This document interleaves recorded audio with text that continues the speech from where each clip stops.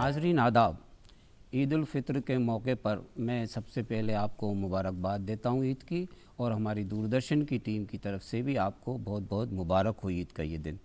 नाज़रीन, हम आज ईद पर गुफ्तगू करेंगे और हमने आज हमारे स्टूडियो में मदऊ किया मोहतरम मौलाना रईस अहमद ख़ान कासमी साहब को, जो भोपाल में दारुल इफ्ता के शहर भोपाल गए हैं, और दूसरे हमारे साथ जाफ़र अली साहब जो आपको कलाम पाक की क़िरात सुनाएंगे। आइए सबसे पहले हम सुनते हैं जाफ़र अली साहब से कलाम पाक की सूरह हश्र की आखिरी दो आयात। समाअत फरमाएँ।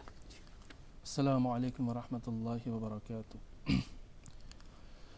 अऊज़ु बिल्लाहि मिनश शैतानिर रजीम।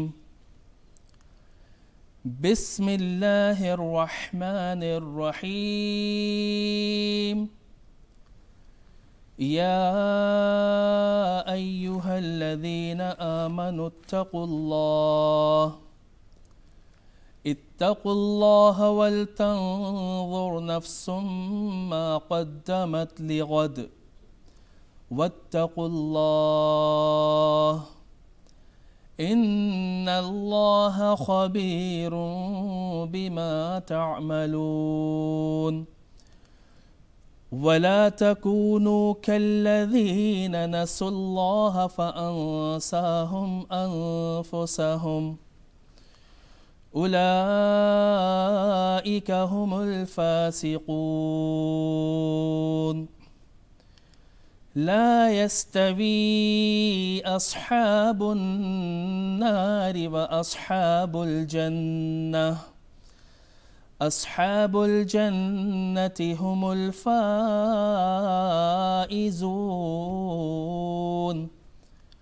लौ अंज़लना हाज़ल क़ुरआन अला जबलिन लरअयतहु ख़ाशिअन मुतसद्दिअन मिन ख़श्यतिल्लाह वतिल्कल अम्सालु नضربها लिन्नास लअल्लहुम यतफक्करून। हुवल्लाहु अल्लज़ी ला इलाहा इल्ला हु आलिमुल ग़ैबि वश्शहादह हुवर रहमानुर रहीम। हुवल्लाहु अल्लज़ी ला इलाहा इल्ला हुवल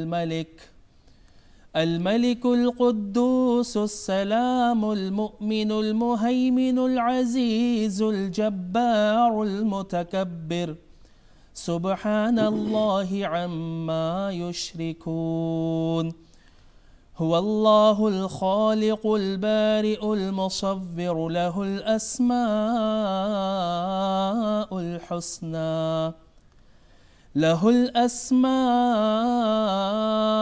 हुस्ना युसब्बिहु लहु मा फ़िस समावाति वल अर्द वहुवल अज़ीज़ुल हकीम। सदक़ल्लाहुल अज़ीम। माशाअल्लाह माशाअल्लाह। नाज़रीन, ये थे क़िरात पढ़ रहे थे जाफ़र अली साहब। आइए अब हम गुफ्तगू करते हैं। ईद का दिन है आज, आप भी खुशियाँ मनाइए और हम भी खुशियाँ मना रहे हैं। मुफ्ती रईस अहमद साहब, हम आपसे सबसे पहले एक ही सवाल करना चाहेंगे कि ईद क्यों मनाई जाती है? ईद है क्या? ईद उल फ़ित्र का जो ये दिन है। अल्हम्दुलिल्लाहि रब्बिल आलमीन वल आक़िबतु लिल मुत्तक़ीन वस्सलातु वस्सलामु अला शम्सिल हिदायति वल यक़ीन व अला आलिहि व सहबिहि अजमाइन, अम्मा बाद। जी मोहतरम, बहुत अच्छी बात आपने पूछी। असल में अल्लाह ताला का हुक्म है रमज़ान के महीने में कि जब रमज़ान का महीना आए तो रोज़ा रखना चाहिए। बेशक। दिन में रोज़ा और रात में तरावीह, ये दो बड़ी ज़िम्मेदारियां हैं। पूरा दिन आदमी बग़ैर खाए पिए गुजारता है, ये अल्लाह ही की तौफ़ीक़ से होता है। बेशक। और जब ये पूरा महीना गुज़र जाता है अल्लाह के हुक्म के मुताबिक रातें और दिन, तो फिर अल्लाह ताला खुशी का मौका नसीब फरमाते हैं कि अब आप खुश होइए। जो ज़िम्मेदारी हमने आपके कांधों पर डाली थी हमने अपनी तौफ़ीक़ से आपसे वो पूरा करा लिया। तो उस खुशी के अंदर ईद के दिन جب رمضان ختم ہو جاتا ہے، شوال کی پہلی تاریخ ہوتی ہے، تو ہم لوگ خوشی کا اظہار کرتے ہیں اور ایک دوسرے کو اپنے نیک اعمال کی قبولیت کی دعا بھی دیتے ہیں کہ اللہ تعالیٰ تقبل اللہ منا ومنکم صالح الاعمال، اللہ تعالیٰ تمہارے اور ہمارے نیک اعمال کو قبول فرمائے، مبارک ہو۔ کیا بات ہے صاحب، واہ واہ واہ واہ۔ اچھا، آپ نے تو بتایا کہ اللہ تعالیٰ یہ انعام دیتا ہے کہ ایک مہینے تک ہم ماشاءاللہ روزے اللہ تعالیٰ رکھواتا ہے اور ہم رکھ لیتے ہیں ان، لیکن کچھ ایسا احساس بھی میں سمجھتا ہوں ہوتا ہے ہم لوگوں کو کہ یہ بابرکت مہینہ ہمارے سامنے سے چلا گیا، اگلا مہینہ کیا معلوم اگلی سال آئے گا یا ہم دیکھ پائیں گے یا نہیں پائیں گے۔ اس بارے میں تھوڑا سا، کیونکہ یہ سوال جو ہے ان لوگوں کو تھوڑا سا لگتا ہے کہ یار وہ رہا تھا، کیا میں صحیح کہہ رہا ہوں؟ نہیں، یہ تو بات ٹھیک ہے کہ مبارک مہینہ جو اللہ تعالیٰ نے ہمارے اوپر ایک ذمہ داری ڈالی تھی وہ پوری ہو گئی اور خوشی کا دن اللہ تعالیٰ نے نصیب فرمایا۔ اب جن کی قسمت میں آئندہ سال یہ مبارک مہینہ ہوگا انشاءاللہ وہ پھر پائیں گے۔ وہ رمضان کا الوداع نہیں ہے بلکہ خود بعض انسانوں کا الوداع ہے کہ ان کو پھر یہ مہینہ مبارک نصیب نہیں ہو پائے گا، جن کا وقت آخر آ جائے گا، اور جن کو اللہ تعالیٰ مقدر فرمائیں گے وہ پھر دوبارہ سے یہ مبارک لمحات اپنی زندگی میں پائیں گے۔ ہم دعا کرتے ہیں اللہ تعالیٰ سے کہ اللہ تعالیٰ یہ مبارک اور مقدس لمحات ہماری زندگی میں صحت اور عافیت کے ساتھ بار بار نصیب فرمائے۔ آمین آمین آمین۔ اچھا، عید کے دن، عید سے نماز سے پہلے کچھ فرائض ہیں ہمارے جو حکم اللہ تعالیٰ نے فرمایا ہے، تو ہمارے ناظرین جاننا چاہتے ہیں کہ اس میں ہمیں پہلے کیا کرنا چاہیے اور کیا کیا ہماری ضروریت اور ہماری ذمہ داری کیا کیا ہے؟ جی، عید کے دن خوشی کا دن ہے اور اللہ تعالیٰ کی طرف سے مہمانی ہے۔ جی ہاں، سارے لوگ اللہ تعالیٰ کے مہمان ہوتے ہیں، اس لیے اس دن روزہ رکھنا حرام ہے۔ اچھا جی، اس دن روزہ رکھنا حرام ہے۔ پورے مہینے روزہ رکھا لیکن عید کے دن روزہ رکھنا حرام۔ سال میں 5 دن ہوتے ہیں جن میں روزہ رکھنا حرام، ایک شوال کی پہلی تاریخ عید کے دن، دوسرے بقرعید کی جو 10 تاریخ ہوتی ہے ذی الحجہ کی، 10 11 12 13 ان تاریخوں میں بھی روزہ رکھنا حرام ہے۔ یہ 5 دن ہیں جو 4 دن مسلسل اور 1 دن، یہ 5 دن روزہ رکھنا حرام ہے۔ اس دن روزہ تو نہ رکھا جائے، البتہ ذرا جلدی اٹھا جائے، فجر کی نماز پڑھنے کے بعد غسل کریں یا پہلے غسل کر لیں، اور اگر غسل کرنا ممکن نہ ہو تو وضو کر لیں، مسواک کریں، اور جو اچھے سے اچھے کپڑے ہوں، وہ نئے ہونا ضروری نہیں ہے، اچھے سے اچھے کپڑے ہوں، لباس ہوں، وہ استعمال کریں، پہنے وہ، اور خوشبو لگائیں۔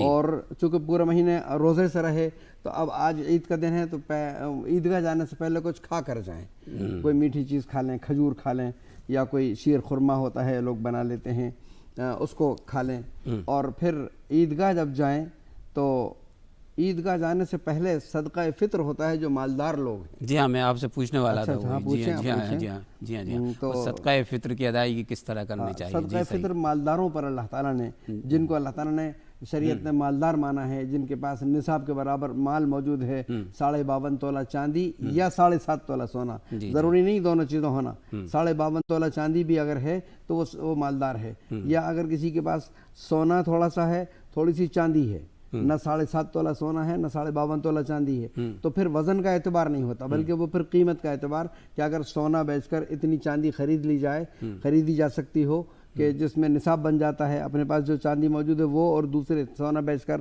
اگر اس میں اتنی چاندی آ جائے تو وہ آدمی صاحب نصاب ہو جاتا ہے۔ اس کو اپنے طرف سے اور اپنے زیر کفالت لوگ جو ہیں، نابالغ اولاد اور زیر کفالت لوگ، ان کی طرف سے صدقہ فطر نکالنا ہوتا ہے۔ اس میں یہ ہوتا ہے کہ غریب لوگ بھی خوشی میں شریک ہو سکتے ہیں، تو عیدگاہ جانے سے پہلے صدقہ فطر نکالنا چاہیے، لیکن اگر کسی وجہ سے نہ نکال سکا تو وہ معاف نہیں ہوتا، بعد میں بھی ادا کرنا پڑے گا۔ بہتر تو یہ ہے کہ رمضان میں اس صدقہ فطر کو نکال دیا جائے تو غریب لوگ بھی اپنا انتظام کر سکیں۔ اس میں کوئی ایسے وہ بھی دی ہوئی ہے کہ آپ سب سے پہلے کون حقدار ہے، اس کے بعد کون ہے؟ جی بالکل، کیونکہ وہ طریقہ ہم لوگوں کو زیادہ تر ہمارے ناظرین بھی جاننا چاہتے ہیں۔ بہت اچھا کہ سب سے پہلے فطرہ کس کو دیا جانا چاہیے؟ یہ بات آپ نے بہت اچھی پوچھی، اللہ تعالیٰ آپ کو جزائے خیر عطا فرمائے۔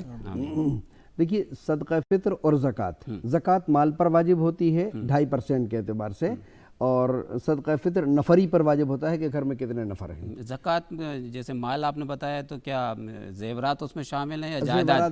زیورات بھی اور سیلنگ کا سامان، سونا چاندی نقدی اور سیلنگ کا سامان، کسی کے پاس پلاٹ ہیں، بیچنے کے، کسی کے پاس مکانات ہیں، کسی کے پاس گاڑیاں ہیں، کسی کے پاس کوئی اور کرانے کا سامان ہے، کسی کے پاس کچھ اور ہے، جو بھی سیلنگ کا سامان ہوگا اور اگر وہ سب پورا ملا کر نصاب کو پہنچ جاتا ہے تو اس آدمی پر زکوٰۃ واجب ہوگی۔ ایک اور ہم لوگوں میں بات ہے کہ زمین ہمارے پاس کھیتی کی ہے، جیسے کاشتکار لوگ ہیں، ان کے پاس زمین تو بہت ہے، لیکن ان پر کیا کھیتی کی زمین پر زکوٰۃ نہیں ہوتی، البتہ اس کی پیداوار پر زکوٰۃ ہوتی ہے، پیداوار پر، ہاں، اس کی قیمت پر نہیں ہوتی، اس کی پیداوار پر زکوٰۃ واجب ہوتی ہے۔ جی ہاں، وہ 2.5% جو اس میں نہیں، استعمال ہے، پیداوار پر تو پانی والی اور 10واں یا 20واں حصہ واجب ہوتا ہے۔ جی جی جی، بہرحال یہ جن لوگوں کو زکوٰۃ دینا چاہیے اور کن کو نہیں دینا چاہیے، یہ اصل میں زکوٰۃ اور صدقہ فطر کی جو رقم ہے وہ بیچارے غریب، مسکین، مفلوق الحال، چاہے وہ عورت ہو یا مرد ہو،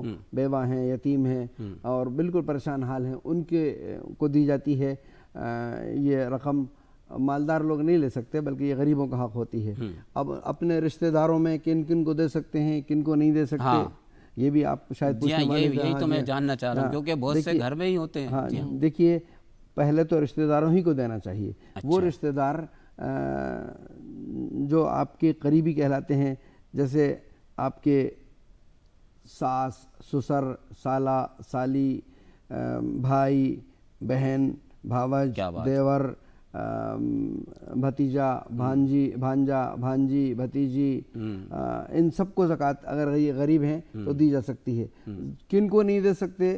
جن سے آپ پیدا ہوئے ہیں، کیا بات، مثلا باپ، ماں، دادا، دادی، نانا، نانی، پرنانا، پرنانی، پردادا، پردادی اور اوپر تک جن سے آپ پیدا ہوئے، ان کو زکوٰۃ نہیں دے سکتے۔ کیا بات ہے، کتنے غریب ہوں۔ یہ جو آپ سے پیدا ہوئے ہیں، بیٹا، بیٹی، پوتا، پوتی، نواسا، نواسی، پرپوتا، پرپوتی، پرنواسا، پرنواسی اور نیچے تک، ان کو بھی زکوٰۃ نہیں دے سکتے۔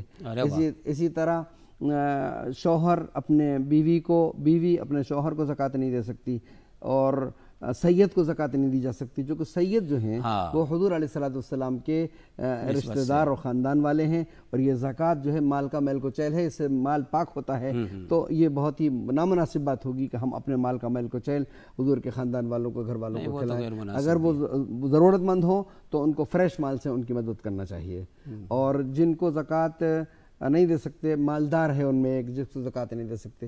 اس کے علاوہ کوئی بھی آدمی ہو، بس غریب ہونا چاہیے، مسلمان ہو، غریب ہو، اس کو زکوٰۃ دی جا سکتی ہے۔ جی جی، اچھا، یہ کیونکہ رمضان کا مہینہ بھی ہمارا برکت والا جا چکا ہے، جی جی، اس میں ہم جیسے یا اور بیچارے جو نہیں رکھ پائیں روزہ مجبوری کی وجہ سے، ان کے لیے کیا حکم ہے کہ وہ کس طرح اس کا کفارہ ادا کریں، یا نمازیں نہیں پڑھا ہے تو وہ فدیہ کس طرح دیں، اس کے بارے میں ہمارے ناظرین کو ذرا تفصیل سے سمجھائیے آپ۔ بہت اچھا، ماشاءاللہ۔ دیکھیے، روزہ ہر مسلمان، عاقل بالغ مسلمان پر روزہ رمضان میں فرض ہے، اور نماز 24 گھنٹے میں 5 مرتبہ فرض ہے اپنے مقررہ اوقات کے اندر۔ اگر کوئی کسی وجہ سے روزہ نہیں رکھ سکا، یا تو سفر میں تھا، یا بیمار تھا، یا اتنا بوڑھا ہو گیا تھا کہ اب روزہ اس کے بس کی نہیں رہا تھا، یا ایسی بیماری اس کو لاحق ہو گئی تھی کہ روزہ رکھنا اس کے لیے مشکل تھا، تو اگر اس کو زندگی میں کبھی بھی روزہ رکھنے کی طاقت آنے کی امید ہو تو پھر روزے ہی رکھنا پڑے گا۔ لگاتار نہیں رکھ سکتا روزے، ایک ایک کر کے رکھ سکتا ہے، گیپ کر کے وقفے سے رکھ سکتا ہے، تو روزے کے بدلے روزہ ہی ہوگا، فدیے سے کام نہیں چلے گا۔ فدیہ تو ان لوگوں کی طرف سے ہوتا ہے جن کا انتقال ہو گیا، اب ان کی طرف سے کوئی روزہ نہیں رکھ سکتا، کوئی نماز نہیں پڑھ سکتا، یا اب زندگی میں ان کو موت تک روزہ رکھنے کی طاقت آنے کی امید ہی نہیں ہے، تو ان کو ہر روزے کے بدلے میں فدیہ دینا پڑے گا۔ ایک روزے کا فدیہ ایک صدقہ فطر کے برابر ہے، جو آج کل درمیانی 1 کلو 633 گرام گیہوں جو درمیانی قسم کا ہوتا ہے، اس کی 70 روپے اس کی قیمت ہے صدقہ فطر کی، اور فدیے کی بھی 70 روپے قیمت ہے آج کل۔ وہ ادا کر دیں گے تو انشاءاللہ امید ہے کہ وہ اس سے روزے کا مطالبہ نہیں، اور مرد اور عورت کا اس میں کوئی مرد اور عورت کا کوئی فرق نہیں ہے، مرد ہو یا عورت ہو، لیکن بس یہ کہ روزے کے بدلے میں روزہ، نماز کے بدلے میں نماز ہی ہے۔ اگر وہ تو اس کو روزہ رکھنے کی یا نماز پڑھنے کی اب اتنا بیمار ہو گیا کہ نماز پڑھنے کی طاقت ہی نہیں ہے اس کے پاس، تو اس کی نمازیں فدیے کے طور پر ادا کر دی جائیں گی۔ تو روزے کا بھی اتنا ہی، روزے کا بھی یہی ہے، نماز کا بھی۔ نماز میں ایک دن میں 6 نمازیں بشمول نماز وطر کے، 5 نمازیں تو ہیں ہی، وطر کی نماز بھی واجب ہوتی ہے، تو اس کا بھی فدیہ دیا جاتا ہے، ایک دن کی 6 نمازیں، 6 नमाजें, हाँ, उनका तो फिदिया 6 का अलग अलग दिया जाएगा या जी 6 का अलग अलग, एक दिन का 6 नमाजों का हो गया। 1 किलो 633 ग्राम गेहूँ पूरी 6 एक नमाज नमाज का, एक नमाज का। हाँ, वही वजाहत हाँ, जारंदार इसको में। मल्टीप्लाई करेंगे 6 से तो एक दिन का हो जाएगा, फिर उसको मल्टीप्लाई करेंगे 30 से तो 1 महीने का हो जाएगा, फिर उसको 12 से मल्टीप्लाई कर देंगे तो 1 साल का हो जाएगा। जी जी जी जी। इस तरह से वो सदका वो फिदिया अदा किया जाएगा। नाजरीन, बहुत ही अहम बात थी जो रईस अहमद साहब ने अभी आपको बताई, आप इसी तरह उसकी करें। वैसे तो माशाल्लाह आपने रोज़े रखे ही होंगे, फिर भी अल्लाह ना करे किसी मजबूरी की वजह से नहीं रखे हैं तो इस तरह आप उसका फ़िदिया या कफ़ारे के तौर पे आप दे सकते हैं, तो अल्लाह ताला कबूल फरमाएगा। लेकिन कोशिश ये करनी चाहिए कि रमज़ान में जो अल्लाह ने हुक्म दिया उसको ज़रूर पूरा करना चाहिए। अच्छा मुफ्ती साहब, एक और सवाल जहन में ये आ रहा है कि ये ज़कात का मसला बड़ा, क्योंकि ज़कात हुज़ूर पाक सल्लल्लाहु अलैहि वसल्लम ने किस तरह अदा करने का हुक्म दिया है अल्लाह की तरफ से, तो वो भी हमारे नाज़रीन जानना चाहेंगे कि ज़कात किस तरह दी जाती है। अपने माल की टोटल मिल्कियत जो है, जो अपनी ज़रूरत से ज़ायद हो, जैसे रहने का मकान है, इस्तेमाल की गाड़ी है, उस पर ज़कात वाजिब नहीं। अच्छा, उस पर ज़कात वाजिब नहीं है। मकान 10 लाख का है, 1 करोड़ का है, लेकिन रहने का है, वो बेचने का नहीं है, तो उस पर ज़कात वाजिब नहीं।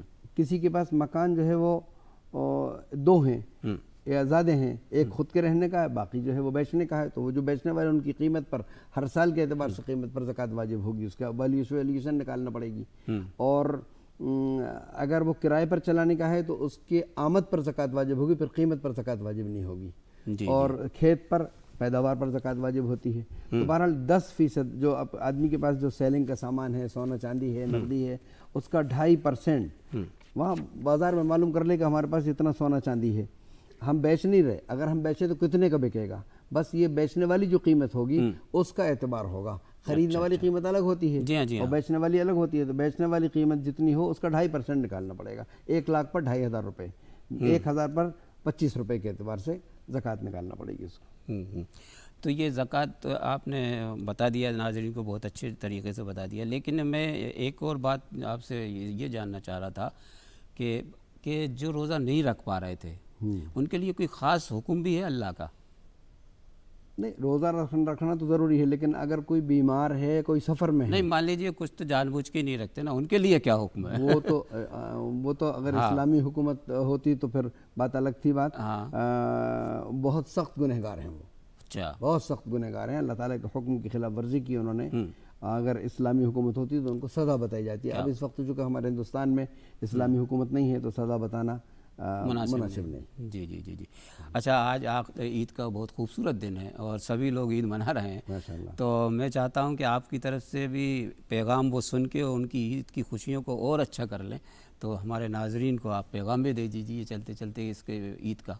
असल में ये गमखारी का महीना था और मुआसात का महीना था कि हमें एहसास हो, भूखा रहने का नाम रोज़ा नहीं बल्कि एहसास का नाम, क्या आदमी के अंदर ये एहसास हो। इसीलिए जब हमारे यहाँ इफ्तारी का सामान तैयार होता है तो 2-4 घर में पहुँचा देते हैं, किसी को बुला कर इफ्तार कराते हैं कि पता नहीं उनके यहाँ इंतज़ाम हो पाया नहीं हो पाया। तो ये एहसास बाकी रहना चाहिए कि भाई कोई आदमी परेशान ना हो, गरीब ना हो, कोई आदमी ऐसा ना हो कि आज भूखा हो, तो उसको गोया आपस में मेल मोहब्बत, आपस में प्यार के साथ, अमन के साथ में रहें और जो ज़रूरतमंद हों उनकी ज़रूरतों को भी हम पूरा करें।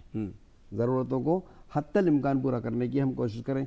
सभी लोग अगर मिलकर करेंगे तो इंशाअल्लाह, चंद गरीब लोग हैं, अगर हम हिसाब से पूरी ज़कात और गोया सदक़ा फ़ित्र देने वाले बन जाएँ, कफ़ारा और फ़िदिया देने वाले बन जाएँ, तो गुरबत का ख़ात्मा हो जाए। जिन मुल्कों में ज़कात पूरे हिसाब से निकाली जाती है वहाँ गरीब नहीं है, कोई लेने वाला नहीं, ज़कात लेने वाला, दूसरे मुल्कों में भेजना पड़ती है उनको ज़कात। क्या बात है। तो नाजरीन, ये था ईद का प्रोग्राम। और नाज़रीन, आप जानते हैं कि ईद के दिन हमें खुशियाँ मिली हैं और हमने जिस तरह वो ईद रमज़ान का महीना गुजारा है और जो अहकामात हमारे पास लाजमी दिए गए थे, हम कोशिश करें कि साल भर हम उसी नेक ख्वाहिशात के साथ अपनी ज़िंदगी गुजारें और नेक काम करें। नाज़रीन, ईद का प्रोग्राम अब यहीं पर ख़त्म होता है, लेकिन चलते चलते हम यूनुस मखमूर साहब की ये ईद पर लिखी हुई गज़ल खूबसूरत सुनते हैं। आप भी लुत्फ़ लीजिए और मैं भी लेता हूँ। अल्लाह हाफ़िज़। सबकी खुशियों का निशान है नाम ईद, सबकी खुशियों का निशान है नाम ईद।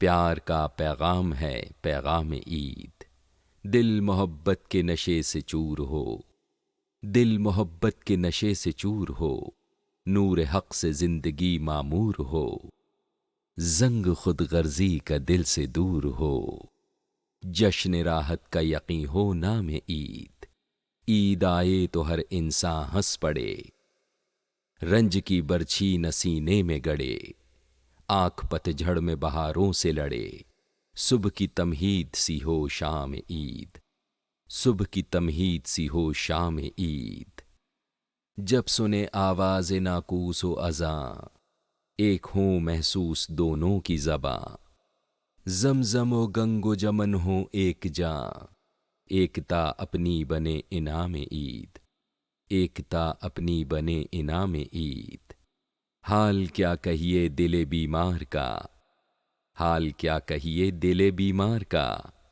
دل میں جذبہ ہی نہیں ایثار کا، درس دے کوئی مسیحا پیار کا، پیار کے سورج سے چمکے نام عید، عید کی خوشیاں یہ لمحاتی نہ ہوں، عید کی خوشیاں یہ لمحاتی نہ ہوں، زخم ان خوشیوں کے براتی نہ ہوں، عید وہ کیا جس میں خوش ساتھی نہ ہوں، سب کو یکساں ہی ملے انعام عید، سب کو یکساں ہی ملے انعام عید۔